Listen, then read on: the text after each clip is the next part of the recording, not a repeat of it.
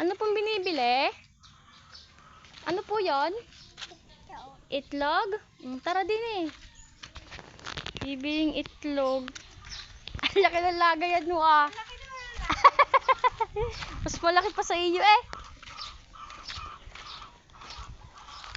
Bibili ng itlog ang Lloyd. Laki ng lagayan ah. Oh.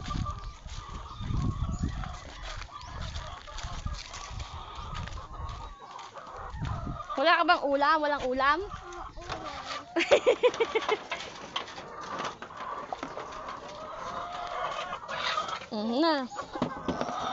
Na, wala ka ng lagayan na re. Wait lang ha, wait lang.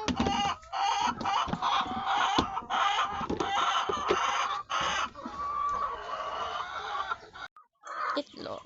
Bayad. Bayad.